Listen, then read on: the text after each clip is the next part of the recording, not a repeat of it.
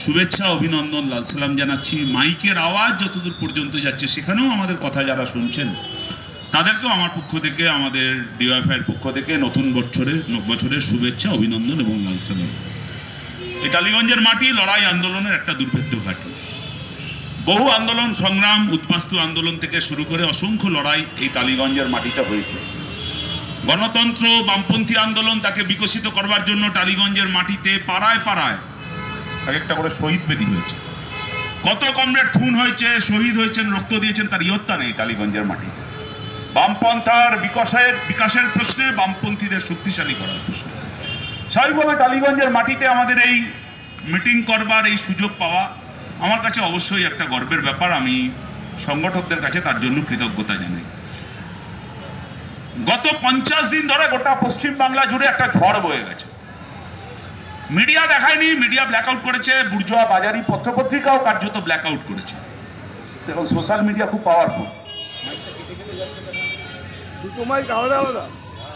আলাদা আলাদা হচ্ছে না, দুটো মাইক ঠিক বলেছে, সেই জন্য যাই হোক আপনারা শুনতে পেলেই হলো।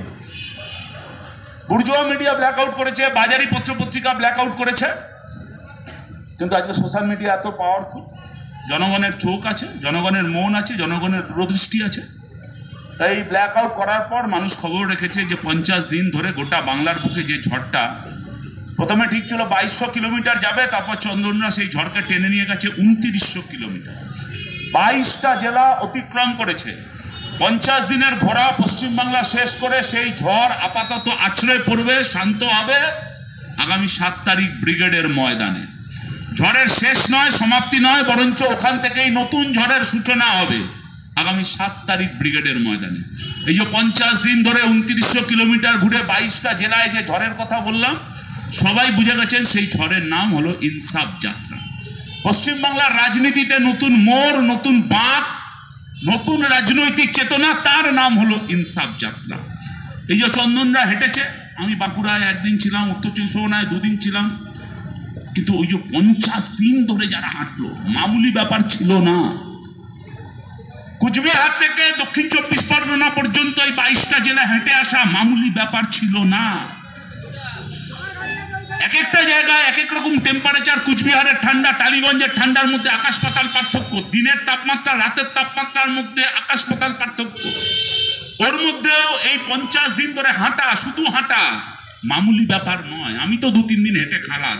ওই ওরা যারা 50 দিন ধরে হেঁটেছে, সদ্য যুব আন্দোলন ছেড়েছি, তাই ওদের প্রাক্তনী হিসাবে ওদের অনেকের সঙ্গে যোগাযোগ আছে। আমরা গিয়ে দেখেছি যে কি অবর্ণনীয় কষ্ট কমরেডদের। পায়ের তলায় ফোসকা পড়ে গেছে, জুতোর সুতলা ছিঁড়ে গেছে, খুঁড়িয়ে খুঁড়িয়ে হাঁটছে, গায়ের চামড়া রং এক একজনের পাল্টে গেছে, চেনা যাচ্ছে না।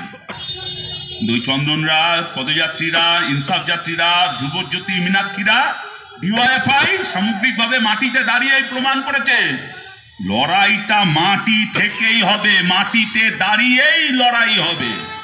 আর বামপন্থী আন্দোলনে লড়াইয়ের নেতা ওই মাটি থেকে তৈরি হয়। ক্যামা স্ট্রিট, কালীঘাটে, পিসির ঘরে ভাইপো জন্মে, সোশ্যাল মিডিয়ায়, টিভির পর্দায় ঠান্ডা ঘরে বসে বামপন্থী আন্দোলনের অন্তত নেতা তৈরি হয় না। ইনসাফ যাত্রা এটা প্রমাণ করেছে আরেকবার আমাদেরকে শিখিয়ে দিয়ে গেছে। তাই এটা রাজনৈতিকভাবে আমাদের কাছে একটা গুরুত্বপূর্ণ মোড়, একটা গুরুত্বপূর্ণ বাঁক। তার নাম হলো ইনসাফ যাত্রা। ইনসাফের মানে ন্যায়, বিচার বা অধিকার। সলিল চৌধুরী লিখে গেছিলেন, পৃথিবীর ইতিহাসে কবে কোন অধিকার বিনা সংগ্রামে চেয়ে পাওয়া যায়? কখনোই নয়, কোনোদিনও নয়। অধিকার কেড়ে নিতে হয়, অধিকার লড়ে নিতে হয়। মীনাক্ষী, ধ্রুবরা প্রমাণ করেছে ময়দানে, রাস্তায় থেকেই ওই অধিকার কেড়ে নেওয়ার লড়াইটা লড়তে হয়। তার জন্যই 50 দিন ধরে ইনসাফ। কি এই ইনসাফ যাত্রার মূল দাবি? চন্দন যেমন বলছিল, পূর্ব বর্ধমানের গ্রামের কৃষক, তিনি তার ফসলের দাম চায়। বাজারে সবজিতে হাত দেওয়া যাচ্ছে না, এত মূল্য বৃদ্ধি। মাত্র 2 দিন বৃষ্টি হয়েছে, তারপরেও জিনিসপত্রের দাম কমছে না। 4 টাকা কেজি আলুর দাম বেড়ে গেছে, 400 টাকা রসুন, পেঁয়াজের দাম ক্রমশ বাড়ছে। অথচ 2 দিন আগে পূর্বস্থলী চন্দ্রকোনায় কৃষক সুইসাইড করছে, ফসলের দাম নাকি পাচ্ছে না। এত বীজ, সার, ডিজেল, যাও চন্দন বলছেন, ওই ব্যাখ্যার মধ্যে যাবো না। তা সেগুলোর দাম শোধ করতে পারছে না। মহাজনী ঋণ, সেই ঋণের জাঁতাকল থেকে মুক্তি পেতে সুইসাইড করছে কৃষক। তাহলে এই যে এত চড়া দাম দিয়ে বাজার থেকে জিনিসপত্র কিনছি, তাহলে সেই টাকাটা কৃষকের কাছে না গিয়ে কোথায় যাচ্ছে? আপনার টালিগঞ্জে যেমন প্রমোটিং হলে মাঝখান থেকে একটা সিন্ডিকেট রাজ ওই গোটা প্রমোটিংয়ের বালি ইট চুন সাপ্লাইকে নিয়ন্ত্রণ করে, তেমনি ওই কৃষকের আর আমাদের বাজারে কেনার মধ্যে থেকে এই গোটা ব্যবস্থাটাকে নিয়ন্ত্রণ করে তৃণমূলের মদতে ফোরে মজুদদার তোলাবাজ সিন্ডিকেট। আর আম্বানি আদানিরা এখন সরাসরি জমিতে চাষে ঢুকে পড়েছে। কৃষকের ফসলের ন্যায্য দাম চাই, এটা এই ইনসাফ যাত্রার মূল দাবি। গোটা কলকাতা শহর থেকে শুরু করে আমাদের হাওড়া, উত্তর 24 পরগনা শিল্পাঞ্চল, সেই শিল্পাঞ্চলগুলো এখন শ্মশান হয়েছে। আর আপনার টালিগঞ্জ হতে পারে, আপনার গার্ডেন রিচ হতে পারে, আপনার হাওড়া হতে পারে, আমাদের ব্যারাকপুর হতে পারে, সব জায়গায় খোঁজ নিয়ে দেখবেন ওই বন্ধ কারখানার জমি, ট্রাম কোম্পানির জমি বেচে দিয়ে তৃণমূলের প্রমোটাররা এখন সেখানে, কাউন্সিলররা তারা এখন প্রমোটার হয়েছে, সেখানে প্রমোটিং করছে। আর তৃণমূলের দুষ্টু দামাল তাজা মশালের মতন ছেলেরা ওই প্রমোটিংকে সিন্ডিকেট সাপ্লাই করছে। আর বন্ধ ট্রাম কারখানার শ্রমিক, বন্ধ বেঙ্গল কেমিক্যালসের শ্রমিক, প্রায় বন্ধ হয়ে যাওয়া বেঙ্গল কেমিক্যালসের শ্রমিক, ওই গার্ডেন শিপ বিল্ডার্সের শ্রমিক, সেই শ্রমিকের মাইনে জুটছে না, মজুরি পাচ্ছে না, পিএফ নেই, পেনশন নেই, গ্র্যাচুইটি নেই, মালিক শ্রমিককে নিংড়ে ছিপড়ে বানিয়ে দিচ্ছে, তাকে রক্ষা করার মতন কোনো আইন নেই। সরকার উল্টে মালিকের দালালি করার জন্য শ্রম কোড চালু করতে চাইছে। ইনসাফ যাত্রাতে স্লোগান তুলেছে, এই কারখানার মজুরের ন্যায্য মজুরি চাই, পিএফ চাই, পেনশন চাই, কাজের নিরাপত্তা চাই। আমাদের রাজ্যের বেকার যুবকদের দুটো হাতে কাজ, 2 কোটি চাকরি আর 2 লক্ষ চাকরি পশ্চিমবাংলায় আর দেশে প্রতিশ্রুতি দিয়ে ক্ষমতায় এসেছিল, আজকে প্রতিদিন প্রতারণা। বেকারত্ব আজকে সবচেয়ে বড় সমস্যা।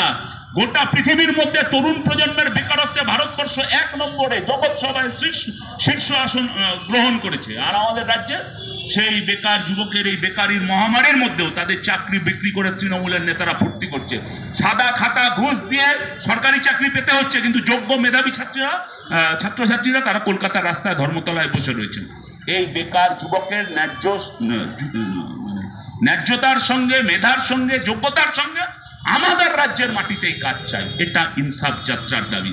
ক্ষেত মজুরের ফসলের দাম চাই, গঙ্গা ভাঙন রোধ করতে হবে, আরো অনেক কিছু। মোদ্দা কথা, আমার আপনার রুটি রুজি জীবন জীবিকার কথা বলতে বলতে ইনসাফ যাত্রা সামনের দিকে গিয়েছে।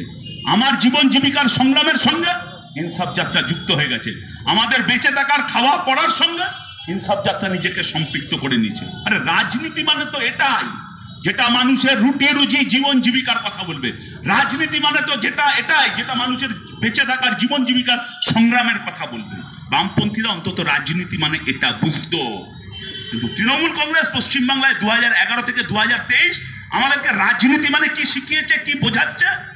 তৃণমূলের কাছে আজকে রাজনীতি মানে দুয়ারে সিবিআই, পুকুরে মোবাইল, পাঁচিলে এমএলএ, কালীঘাটের কাকু, তিহারে উন্নয়ন, 75-25, কয়লা বালি গরু, এলোমেলো করে দেমা, লুটে পুটে খাই, চুরি জোচ্চুরি দুর্নীতি। আজকে পশ্চিমবাংলার গোটা সমাজ রাজনীতি তাকে কুড়ে কুড়ে খাচ্ছে। ভাবা যায় এই পশ্চিমবাংলার বিধানসভা, প্রশান্ত সুরের মতন মানুষরা সেই বিধানসভায় ছিলেন, জ্যোতি বোসের মতন মানুষরা সেই বিধানসভায় ছিলেন, সম্পূর্ণ ভিন্ন মতাদর্শের ডক্টর বিধানচন্দ্র রায়রা সেই বিধানসভায় ছিলেন। আর আজকে সেই বিধানসভা কি আলোচনা করার জায়গা? বিধানসভা এই 8,500 স্কুল বন্ধ হয়ে গেছে, সেগুলোকে কি করে আটকানো যায় সেগুলো আলোচনার জন্য ব্যবস্থা করা দরকার।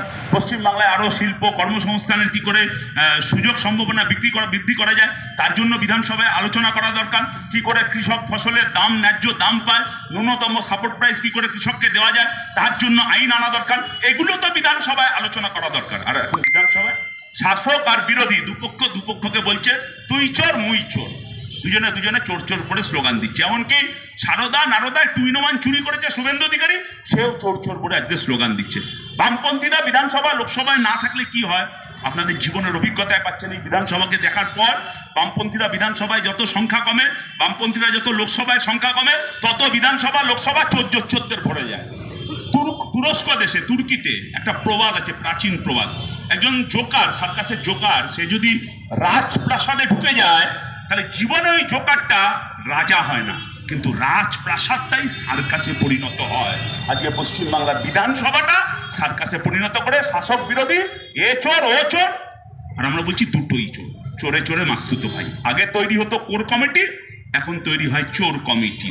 তৃণমূল আর বিজেপি আলাদা করে বলতে হয় না, চোর বললে হয় তৃণমূল নয় বিজেপি, এই দুটোর মধ্যে কোনো একটাকে বোঝাচ্ছে। এই জায়গায় পশ্চিমবাংলার রাজনৈতিক জায়গাকে নিয়ে যাচ্ছে। কোথায় আমাদের রাজ্যের যুবরাজ বেতাজ বাদশাহ অমিত শাহর বক্তৃতার পর কয়েকদিন এখন অন্তর্ধান রহস্যে চলে গেছে, জানি না কোথায় আছে, কি বেশি ভাইপোর মধ্যে দ্বন্দ্ব হচ্ছে, কি কেমন স্ট্রিট কালীঘাটের মধ্যে দ্বন্দ্ব হচ্ছে, আমাদের ওইসব নিয়ে জানার দরকার নেই। বললেন দুর্নীতি প্রমাণ করতে পারলে হাসতে হাসতে নাকি ফাঁসির মঞ্চে চলে যাবেন। আমরা বলছি অতদূর যাওয়ার দরকার নেই, একটু ইডি সিবিআইয়ের মঞ্চে, সেই মঞ্চে দাঁড়িয়ে আপনি আপনার গোটা জীবনের বা আপনার সম্পত্তির বা আয় ব্যয়ের এই উৎসের হিসাবটা দিন। লিপস অ্যান্ড বাউন্স কোম্পানি কি, কবে গৌতম দেব বলেছিল, এখন ইডি সিবিআই খোঁজ পাচ্ছে। সেই লিপস অ্যান্ড বাউন্স কোম্পানির মালিক কে? হরিশ চ্যাটার্জি স্ট্রিটে রাজ্যের মুখ্যমন্ত্রীর বাড়ি থেকে সেই লিপস অ্যান্ড বাউন্সের যাত্রা শুরু হয়েছিল কিনা? ভাইপোর সঙ্গে লিপস অ্যান্ড বাউন্সের সম্পর্ক কি, তার সঙ্গে কি সম্পর্ক রয়েছে? কালীঘাটের কাকু লিপস অ্যান্ড বাউন্সের কে? লিপস অ্যান্ড বাউন্সের থেকে কত টাকা বিদেশে পাচার হয়েছে? চাকরি বিক্রির কোনো টাকা এই লিপস অ্যান্ড বাউন্সে ঢুকলো কিনা? লিপস অ্যান্ড বাউন্স যখন প্রথম তৈরি হচ্ছে তখন মুকুল রায়কে রেলমন্ত্রী বানিয়ে সেই রেলের টেন্ডারের কমিশন এই লিপস অ্যান্ড বাউন্স কোম্পানি খেত কিনা?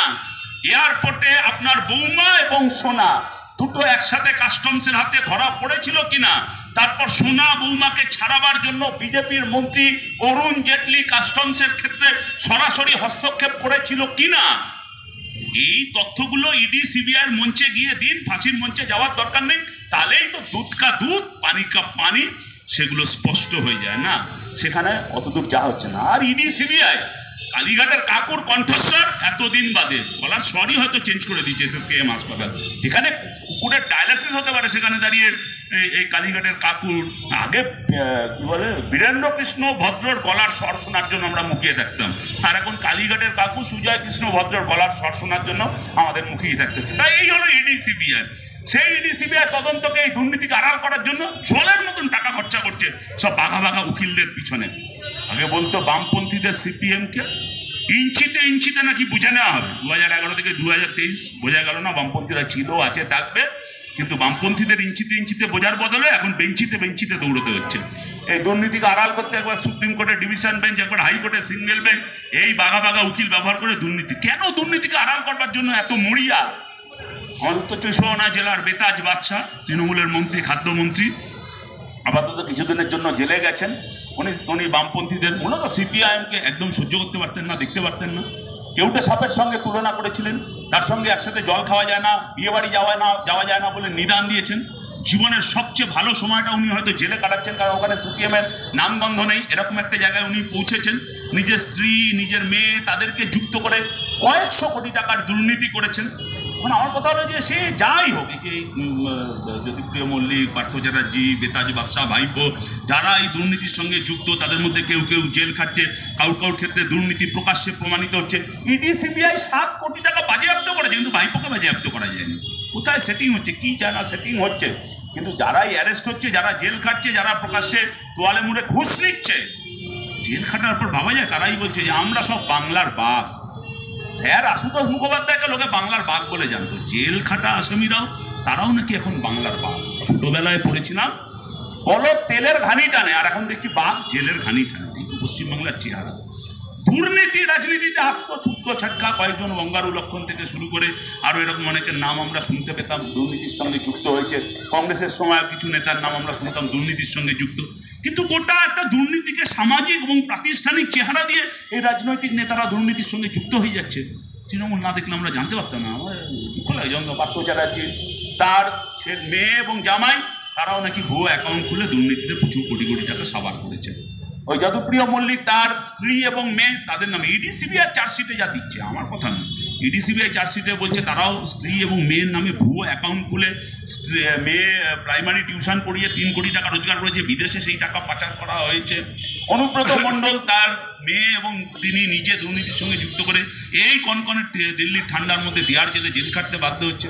প্রাথমিক শিক্ষা পর্ষদের চেয়ারম্যান, তৃণমূলের বিধায়ক, দুটো একসাথে হওয়া যায় না, হয়েছে, তৃণমূলের আমাদের সব হয়, তারা দুজনে গোটাটা গোষ্ঠী শুদ্ধ, ছেলে স্ত্রী, উনি নিজে, সবাই মিলে একসাথে দুর্নীতি করে জেল খাচ্ছে।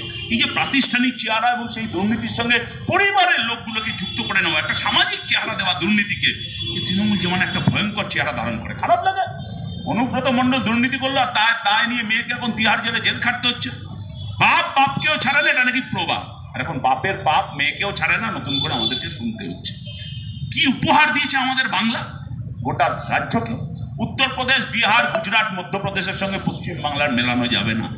শিক্ষা, সংস্কৃতি, কৃষ্টি, শিল্প, উন্নয়ন, গোটা ভারতবর্ষের মধ্যে পশ্চিমবাংলা মেধা তার দিক থেকে অন্যদিকে পাবেন এমন একটা রাজ্য, যে রাজ্য নিজের মাটি থেকে 6টা নোবেল আর একটা অস্কার গোটা ভারতবর্ষকে উপহার দিয়েছে। একটা কবিগুরু রবীন্দ্রনাথ ঠাকুর, একটা কাজী নজরুল ইসলাম, একটা রাজা রামমোহন রায়, একটা ঈশ্বরচন্দ্র বিদ্যাসাগর উপহার দিয়েছে, পাবেন না।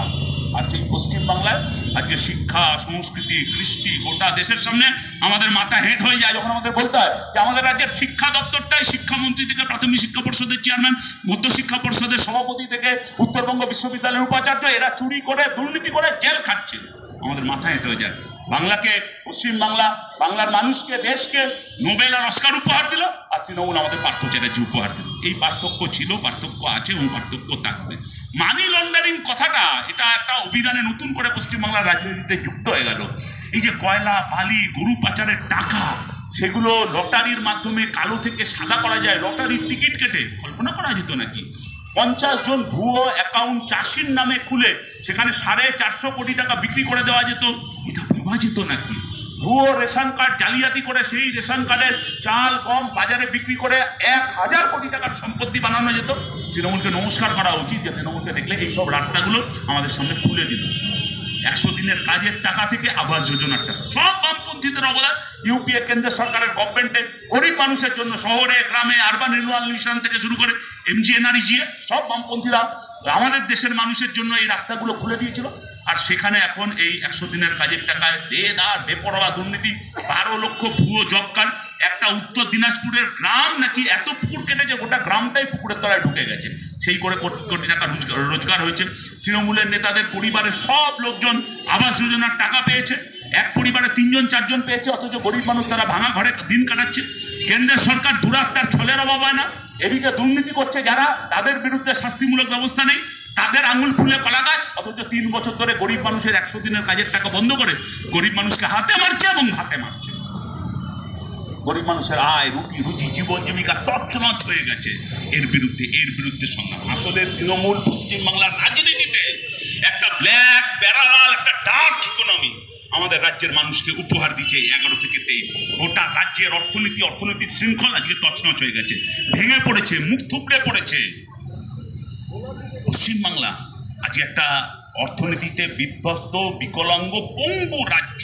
নাহলে আপনি দেখছেন এখানে নতুন শিল্প নেই, কল কারখানা নেই, চালু কারখানাগুলো বন্ধ হয়ে যাচ্ছে, মানে নতুন কারখানা তৈরি করবার জন্য কেউ আসছে না। কৃষক ফসলের দাম না পেয়ে সুইসাইড করতে বাধ্য হচ্ছে। আগে হাওড়া শিয়ালদা স্টেশনে সকালবেলা গেলেই দেখা যেত যে ভিন রাজ্য থেকে ওই ট্রেনগুলোতে হাওড়া শিয়ালদা স্টেশনে নামার পর আমাদের রাজ্যের অলিতে গলিতে, মাঠে ময়দানে, এমনকি কলে কারখানায় বাইরের রাজ্যের লোক সব ছড়িয়ে বেড়াচ্ছে। আর এখন সকালবেলা নয়, দিনের বেলা, সন্ধ্যেবেলা যান উত্তর ভারত, দক্ষিণ ভারত এবং পশ্চিম ভারতের ট্রেনগুলোর দিকে, হাওড়া শিয়ালদা থেকে সব ট্রেনগুলো বোঝাই করে এই কলকাতা শহরের ছেলেরা, মালদার ছেলেরা, মুর্শিদাবাদের ছেলেরা, কোনো ফারাক নেই গ্রাম আর শহরের মধ্যে। সেই ছেলেগুলো এখন তাদের গাল ভরা নাম পরিযায়ী শ্রমিক, এখানে আয় রুটি রুজি রোজগার না করতে পারে, পরিযায়ী শ্রমিক হয়ে বাইরের রাজ্যে দিন কাটাতে বাধ্য হচ্ছে। আপনি দেখলেন যে উত্তর কাশীতে 2 সপ্তাহ ধরে যারা ওই টানেলে আটকে ছিল, মানুষ গিয়ে তাদের র্যাট হোল মাইনাররা গিয়ে তাদের উদ্ধার করলো। সেই উত্তর কাশীর ওই শ্রমিকদের মধ্যে 3 জন তারা ছিল বাঙালি শ্রমিক, আবার তারা কাজে যেতে বাধ্য হচ্ছে। আজকের কাগজের খবর, ওই জীবন বাজি রেখে ফিরে আসার পরও পশ্চিমবাংলায় কাজ নেই, রোজগার নেই। মিজোরামে ব্রিজ ভেঙে 20 জন মানুষ মারা গেছিল অ্যাক্সিডেন্টে, 20 জনই বাংলার পরিযায়ী শ্রমিক। ওদিকে রাজস্থানে 2 জন পরিযায়ী শ্রমিককে পিটিয়ে খুন করে দেওয়া হয়েছিল, বাইরের রাজ্য থেকে এসছে বলে, 2 জনই বাংলার পরিযায়ী শ্রমিক। এই বিধ্বস্ত লালাতঙ্ক কাজ করবে যদি বলা হয় যে বামফ্রন্ট সরকারের কথা। তৃণমূলের জলাতঙ্কের মতন এখনো বামফ্রন্টের নাম শুনলে লালাতঙ্ক কাজ করে। কিন্তু এখানে প্রশান্ত সুর থেকে আরো অন্যান্য নেতারা শুধু এই টালিগঞ্জকে যেভাবে, যদি টালিগঞ্জের প্রতিটা দেওয়াল, প্রতিটা ইট, প্রতিটা কাঠ, প্রতিটা রাস্তা, প্রতিটা মাটি কথা বলার সুযোগ পেত, তারা বলতো আমাদের সমস্ত শরীরে উন্নয়নের ছাপের পিছনে যারা রয়েছে তারা হলো বামফ্রন্ট সরকার।